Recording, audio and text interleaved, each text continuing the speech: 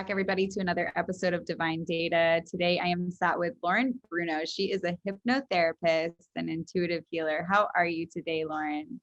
I'm doing amazing. How are you, Sam? I'm doing really well. I'm just enjoying this beautiful day. We're like closing out the year. We're about to be going into the winter solstice, excuse me. And, I would love for you to also share with people what you're going to be doing for the solstice, and just a little bit about who you are and what you do. And then we'll start flowing.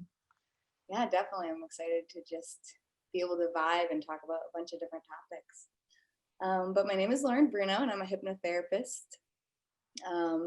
And yeah, we're having a winter solstice healing party on this December 20th, which will be integrating a lot of intention setting and connections with so many badass, awesome, beautiful people.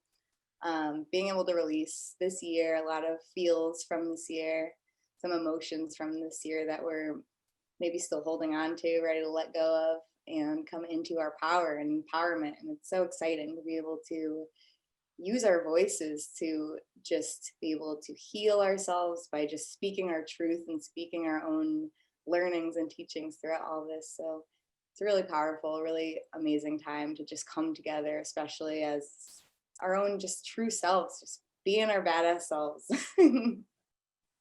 Oh yeah, I love that. And Lauren is going to be hosting other ones of the like in the future, but December 21st is this huge portal day. Everyone's been super excited. So I'm excited for this to come out after December 21st, if it does, to see where we're shifting. It's not going to be an overnight shift for sure, but we're going to start to recognize a change planetary wise. We've been recognizing it coming on this entire year, and years prior too, but 2020 has been part of this quickening of this great awakening on the planet. So I think that's super amazing. And I would love to kind of talk about like the hypnotherapy side to that and how you might be preparing clients or how you've been helping clients through this year with hypnotherapy. And then later we'll talk about the past life regression side of things as well. Yeah, so definitely. I'm fairly new to the whole spiritual side, the spirituality of our own spiritual awakenings. And it's really fascinating learning more about the planets and their, effect on our own energetic bodies, our own energetic souls, and learning through all these other teachers like you and Paradigm Shift has really helped with the spirituality aspect of it all. As far as the hypnotherapy portion, I went to the Hypnotherapy Motivational Institute in Arizona, California. And it's a lot about our subconscious minds and our patterns and beliefs and habits throughout our subconscious minds. So the subconscious takes up a lot of our brain power. It's like what's running the game. It's what's running everything in our minds, especially our patterns and habits. So as far as setting up clients, a lot we work with goal setting for nutrition and health. I know when we're in that alpha and theta brainwave state, this is where we work with hypnotherapy in order to make different connections, basically neuronal connections in our brains to rewrite our scripts. So what we say to ourselves, the words we repeat to ourselves, it's all ingrained in our subconscious. So when we're in those different brainwave states, we're able to rewrite what we're saying to ourselves faster. Like for example, in high school, I would have never been picked on the dodgeball team first ever. I was the person that would like walk the mile and not work out and I was, 40 pounds heavier than I am now. And I just told myself all the time, I'm like, I'm not a runner. I'm not a runner. And that's what I was repeating to myself. Those are the words I told myself. So they were so ingrained in my subconscious.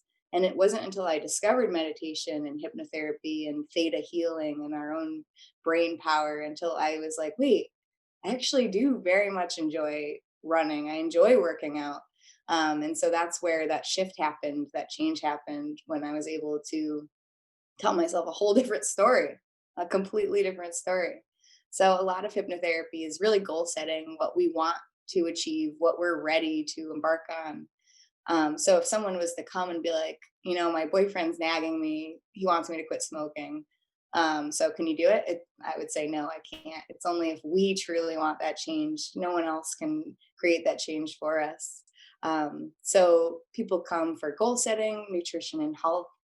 Many people come to just release guilt, any guilt from the past, painful moments that if we can subconsciously relive them, if we're able to, we can reassociate those emotions and detach from them in like a past time, as well as coming into sexuality, empowerment with maybe wanting to up your sex drive. Say you lost a little bit of sex drive. That's another great way hypnotherapy can help us.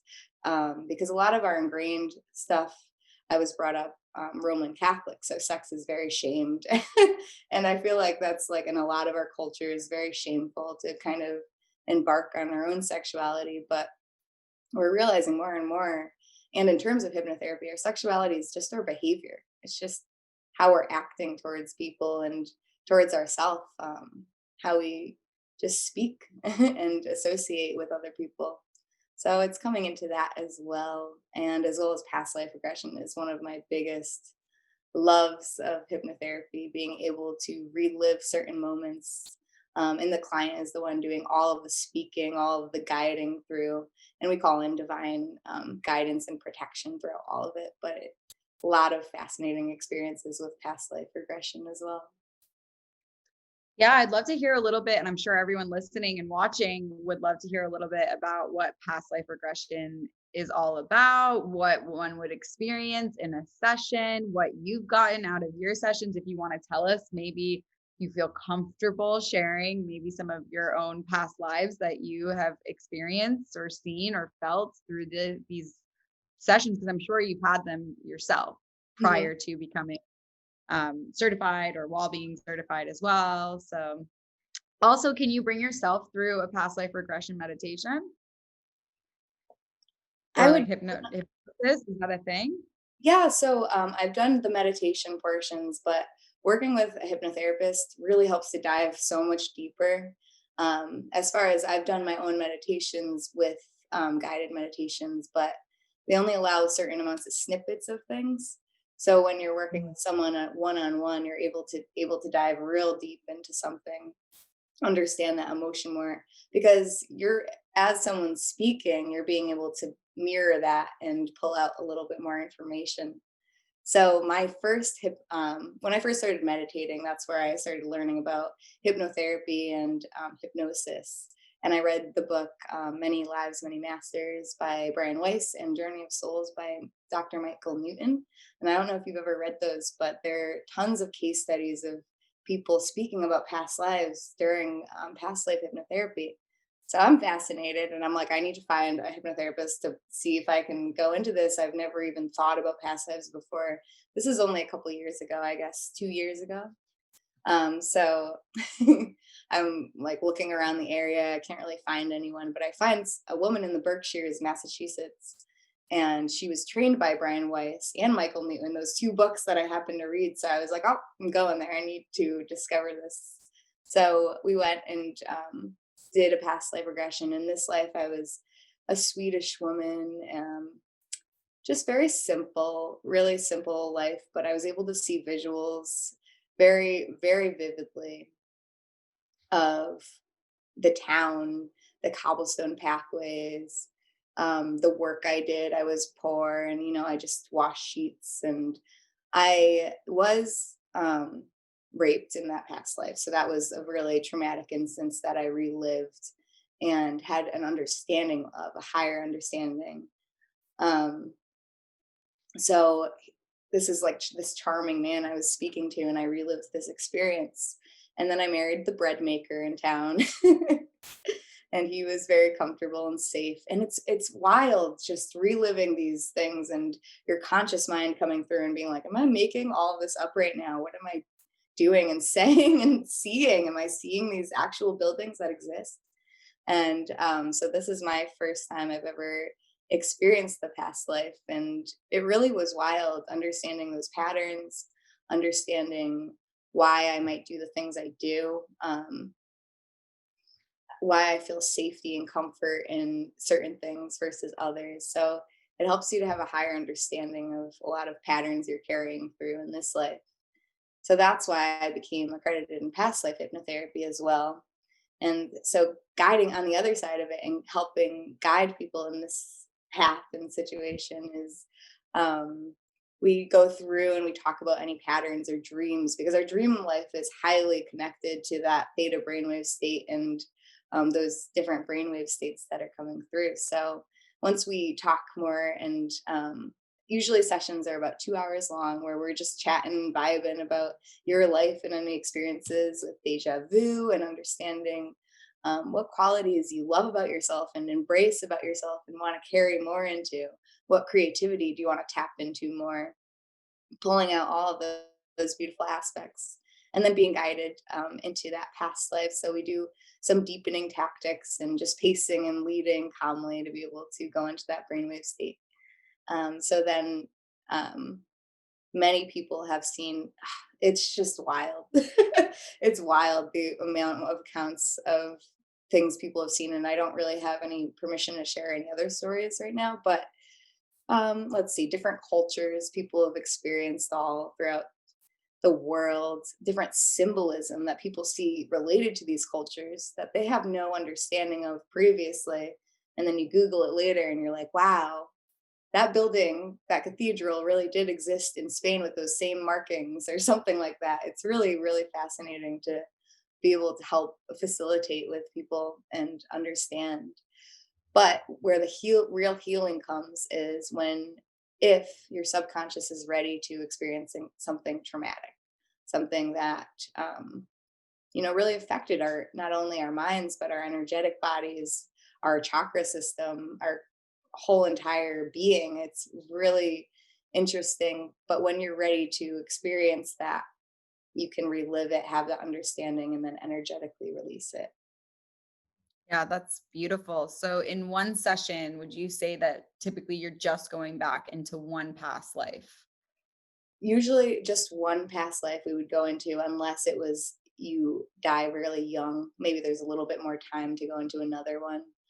We also connect with the higher self. So after the death process, we would go into a little bit of higher self, higher intuitive knowing on people you may have known in that past life, just what lessons you've learned and ready to embark on. And it's very intuitive what comes through and what people are able to um, basically speak without emotion, without emotional attachment. So how would you bring someone into one of these sessions? Like, I mean, obviously we don't have a 2 hour time frame to show people. I mean, that might be a cool episode to have we like film my past life regression, and depending on what comes up, if I feel good about sharing it, then we can totally share that on both of our platforms. I think that would be super cool. But just to like give an example, how would you bring someone into that? Like, what is the process? How do you actually help someone tap into a past life? And I know that there may be some skepticism around this. I'm not a skeptic whatsoever. I'm super excited for our session at some point. But yeah, it's super fascinating. I've never had the experience myself, so I'd love to hear how you might dive into that and how you bring someone into it. Yeah. So I think one of the main points to remember is you don't need to believe in it in order to experience it. You could just think of it as a dream, really. And all of us have experienced dreams before. So it's being able to relive it that way. But part of hypnosis and hypnotherapy is creating a little bit of an overload of the conscious mind in order to drop into our subconscious mind. So it's just through speaking a little bit of conscious talk when we're in the cognitive portion that creates a lot of the overload, because you're just distracted by all of these thoughts and ideas and visuals that you're noticing. And then it's kind of creating like a disorganization in your mind, basically, to allow you to trigger those experiences and memories and processes. And it's through a lot of different ways. It's through like meditation, very similar, where you would, after kind of overloading that conscious mind, you would be able to guide and deepen into those processes, deepen into your body, create a really grounding experience in your body, because you want to be very grounded and connected to the earth while you're experiencing this. Because if we are on the earth plane when we're experiencing past lives and karma, we have been on this earth. Or honestly, there are other planets out there and other galaxies and experiences that I'm sure other people have experienced. I have not actually experienced that myself, but I'm sure people will be able to channel those realms as well. So when you guide someone through it, they're speaking this out loud to you. So you're essentially getting to experience this past life with them and you're writing it down so that they have a record of it. That's amazing. So you mentioned deja vu before. I know the experience of deja vu. I've heard like very vague explanations of what it is from people are kind of just, I think, assuming that they know what the feeling is about. Do you have a good definition or explanation of what the heck is happening when someone experiences deja vu? Ooh, that's a really good question. There's so many different forms of deja vu, though, too. Some of it is just being like, I've done this before. Where have I done this before? Why am I wondering where this is? But I would say a lot of deja vu is just a really intuitive feeling that I really have been here some way, shape, or form before, either in architecture, in a house, or in structure, in a experience outside in nature, or with a person, someone you just met that you're like, why do I feel this deep connection with them?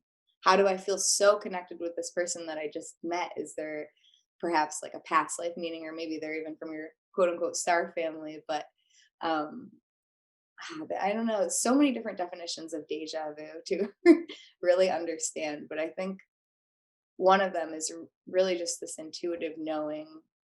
Maybe through dreams, things have come through. A lot of the times people say they've had these dreams of war or certain dreams, and then we go and we can relive them during this past life even deeper, have an understanding of why this dream is recurring in your mind so much. So dreams are really highly connected to that too.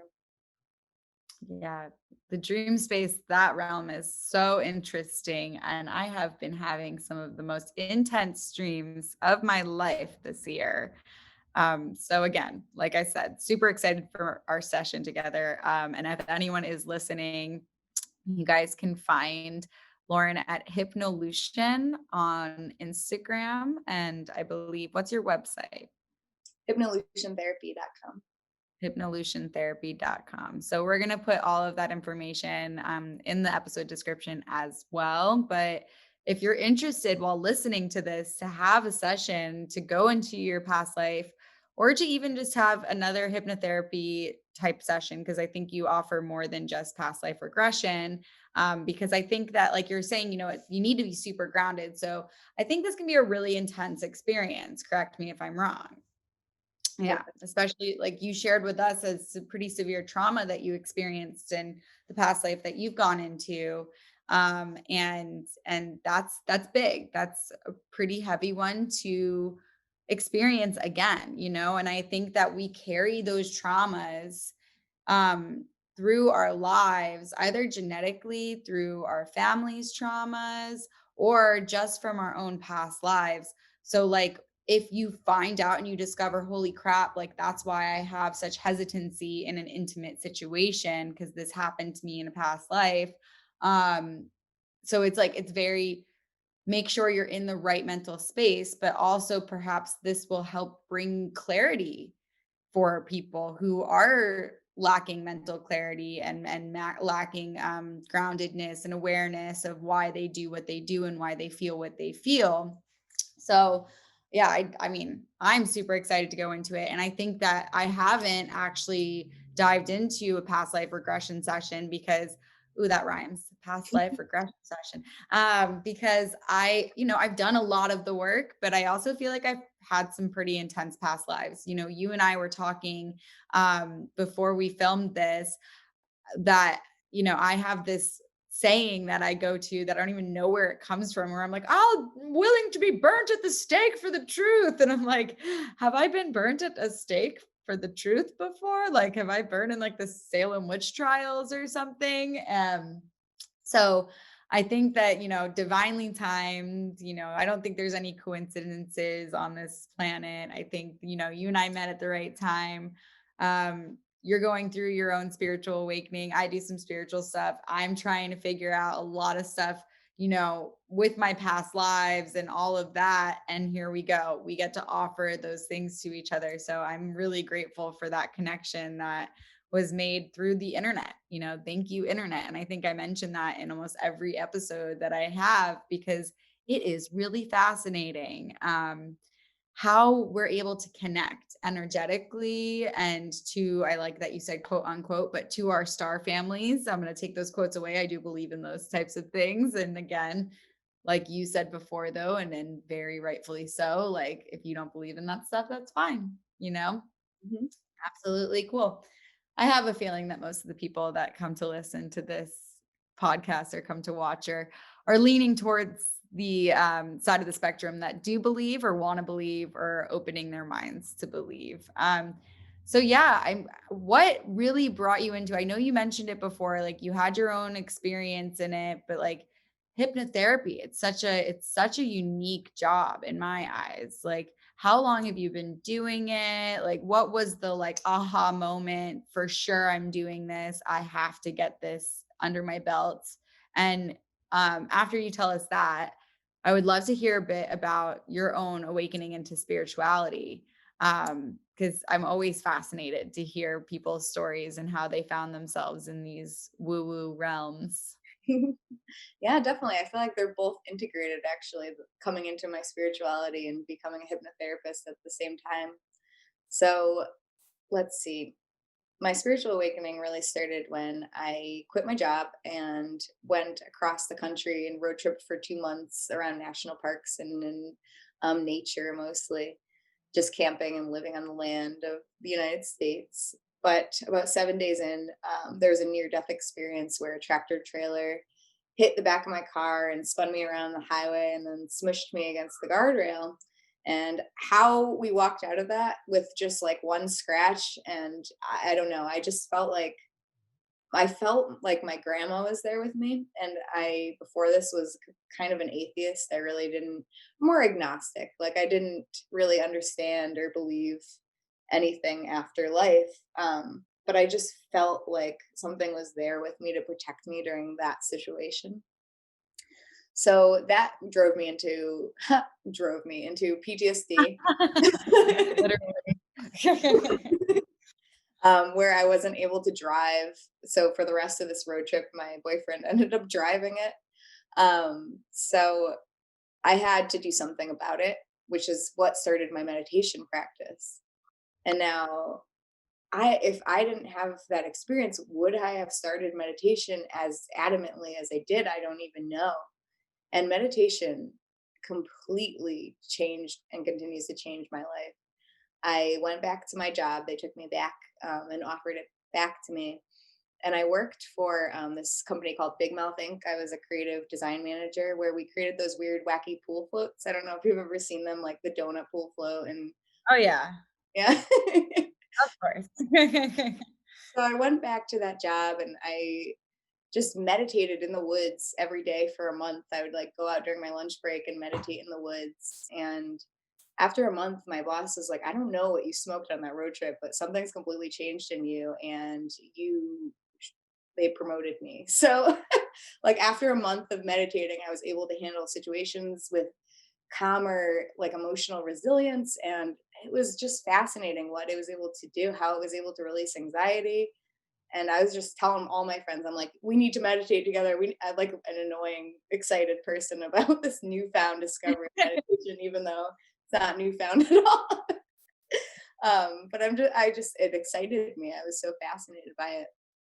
And then I started going into the neuroscience aspect of it and how it's able to add more neurons to our brain and reverse Alzheimer's. My grandpa had Alzheimer's at the time. So I'm like, if this has the potential to reverse Alzheimer's, like what else can meditation do?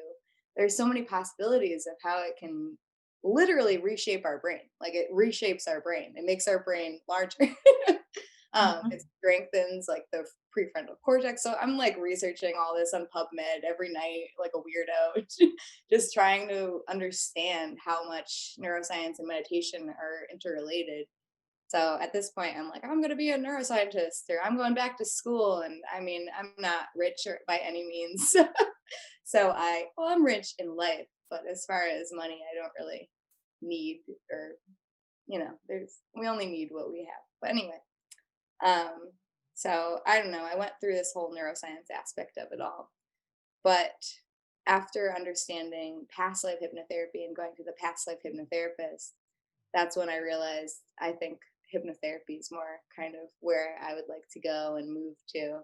Um, because it's this whole self discovery process, and to help facilitate any other potential of someone discovering more about themselves is such a beautiful thing. And that's, yeah, exactly what we're all here doing, is just helping with that expansion of our own consciousness and facilitating that. So that's what drove me into hypnotherapy. And I just recently became certified and accredited this year, so 2020. So the school was a year long in Hypnotherapy Motivational Institute. And we learned just a wide range of hypnotherapy modalities and tools, like neurolinguistic programming, which is just how linguistics works in our world, and how we can use different types of like word bindings to trick our brain almost into Mhm. believing certain things. Um, and so just like identification and association with our word patterns and languages. Biofeedback, that's a machine that can record which brainwave state you're in. So that's really great for a left brained thinker. And we're all on a spectrum with our left and right brain hemisphere dominance. Um, but understanding kind of those patterns with left or right brains and where we fall on the spectrum is helpful on how we are spoken to and how we receive information. So What that's, is the difference between a left brain thinker and a right brain thinker for our audience listening, just in case they don't know? yeah, so left brain's just a little bit more logical, puts career first and foremost, the most part, in their hobbies and career. A right brain thinker is more creative, and not that we're neither of us are creative, but it's just the spectrum of, you think of logics first when you're left brained. You think of those associations um, in terms of those logistics and just organization and the mathematics science portion of it all.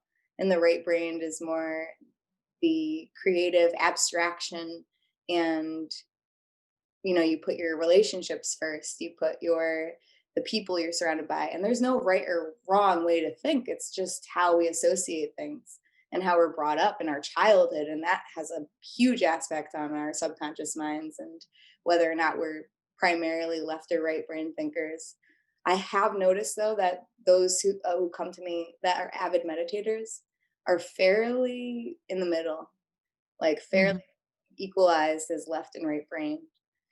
And so a left-brained thinker, their suggestibility is more learning through inferred speak. And a right-brained thinker, their suggestibility, they learn more literally. So they take in information quite literally. Cool. Yeah. Yeah, so go on. Sorry for the interruption. I still want to hear more about how you like came into this, and just finish that story. And I know that you had been basically saying you got to the point where you finished your accreditation this year. And so are you still working for that company that you were hired and then promoted at, or are you just doing this primarily now? Nope, I actually left a year ago. I didn't really want to work with China anymore, or just kind of creating things that I'm kind of a minimalist myself. I like toys and fun things, but I don't buy a lot. Mostly like to buy from like local artists. And I just felt just not a connection to working in mass production in China and the factories. And I loved my team and the people I worked with so much, but it didn't resonate with me anymore. So I need to end that path. I still am a branding designer, so I do logos, websites, all online as well. So I work from home, branding design as well as hypnotherapy. Branding design as a freelance entity? Yep. Cool, let's talk later. Yeah. All right, I need some help in that realm. And also for anybody listening, we now know Hypnolution is a woman of many hats and can help you with your past life regression. And then when you figure out all your crap and what you're doing here on this planet and how to heal yourself, then you can brand yourself and she can help with that too. Oh, that's so funny. And you know what's funny about, because I went to school for graphic design and there is a psychology behind design too. So I always think about that aspect of it, like the colors of our chakras. There's a psychology with that, and as well as the colors that we're putting on our websites and putting in our logos. Color theory is really important and really interesting. How you can like revolve them all into psychology. Yeah, you have the colors of the chakras right behind you. Do you have an explanation of the psychological meanings behind each color as well? Yeah, I mean, so our root, our tip of our tailbone is our grounding and our safety and comfort and needing to feel very comforted in our lives. And our sacral, that orange, is actually funny. It is our creative energy and our sexual life force energy, but the color tends to, yellow and orange both make you a little hungry in life. Oh, okay. Yeah, that still makes sense for like the sexuality stuff because it's like Yeah, you it's like hungry. Yeah, yeah. sound of the chakra is literally so it's like it makes you hungry. You're like, so that's funny. That's why McDonald's chose its yellow, because it makes you hungry, and French fries.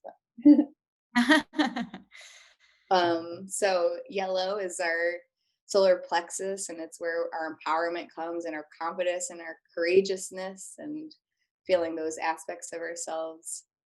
And the green is our heart and our self acceptance, self love, self understanding for unconditional radical love. And it's so beautiful what green, and then you think of green as just our earth, our planet, the greenery that comes from it, and the love that we put into our actual planet, and the resources that we have, and our woods and our trees and our grass. And yeah, it's so beautiful.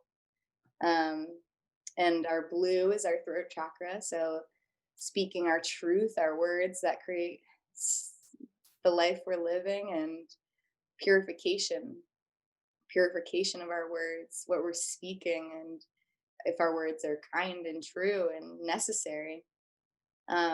And blue So I should really, wear blue more often when I'm doing these talks then, right? yeah, exactly. I dressed appropriately today. Just for anyone who is only listening, I am wearing mostly blue. Hmm. And it's very, very calming as well. It's just like a calming color to be able to see and have, and as well as like just with design and understanding that it's just a very calming color. Um, So if you have like on a call to action the color blue, people are more likely to press blue versus orange. Orange people like wouldn't press for a final sale on the website because it's Is like, that why Facebook chose blue so that they could like draw people in? ooh, yeah, potentially. I mean, if you think of color theory, it's involved in all websites and everything. And same with like newscasting, they like use blue, because blue and red, because that's just very, opposite ends of the spectrum, but they show importance and like authority. Um, just those colors alone can show authority. It's very interesting. And then our purple and indigo, indigo and purple, our intuitive knowing, our higher knowing, as well as just connection, higher connection to ourselves and to source. Amazing. And then so we also have like we see a lot of people use like the LED lights in their rooms as well, or like changing lights in their rooms. And that has a lot to do with, your mood stabilization too. Like if you're going through stuff, like to have like purple or blue in your room. And I think that I've heard, even in classrooms, like they say, like they paint the walls a certain color to keep people like more attentive or more awake during class as well. Um, so yeah, it is an incredible theory. Now I'm thinking about what colors my website is, and I'm like, oh, I think I need to add some blue. Um, it makes you start thinking like you may have a favorite color, but it may not actually be serving the purpose that you want to serve in the moment. I also know that, in times where like I want to balance a certain chakra, I'll be like, today I really don't feel grounded. I'm going to wear red. I'm going to bring that in and just bring it into my awareness and have it all around me. And, whether that's, a placebo effect or the truth of the psychology behind these colors, it's really incredible what we've learned as human beings or multidimensional beings or whatever you perceive yourself to be on this planet, in this funny looking skin suit. Yeah, it's fascinating. I love that. And um, yeah, what else do you want to share about hypnotherapy before we start wrapping up? What else do you want to share about your offerings? Give us some extra juice before we close this down. Hmm, let's see.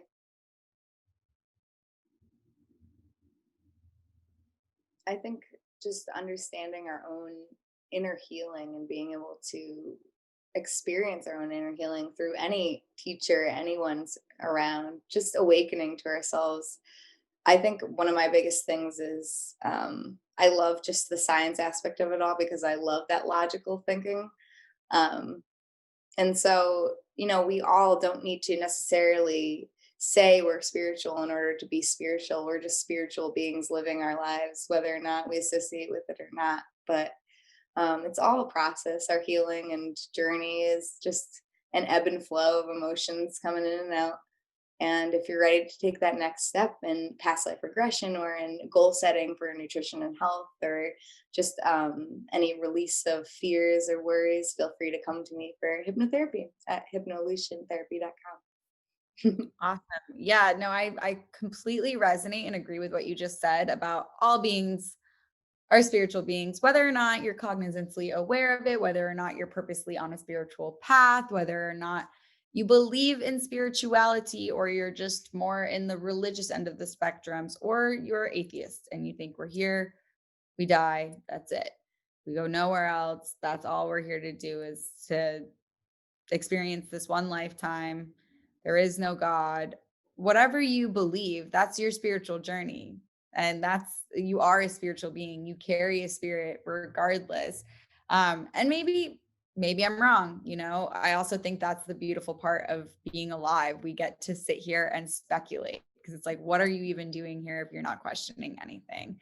Um, but Thank you so much, Lauren. This has been such a delight. I look forward to many more discussions with you. I look forward to having a past life regression session, multiple sessions with you, maybe even potentially filming one so everyone can sort of experience what it's like. I'm very much so on the end of, recover out loud, heal out loud. I think that's how we help take away the stigma of healing. We're both I introduced you as an intuitive healer. I call myself an intuitive healer as well. I think we're all technically on this planet healers and we're helping ourselves heal.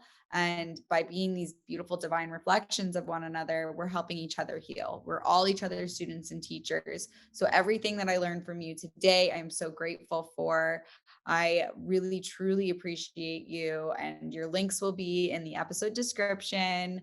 And yeah, just keep doing you. I love that you've only been doing this year because it sounds like and seems like and feels like you're super professional.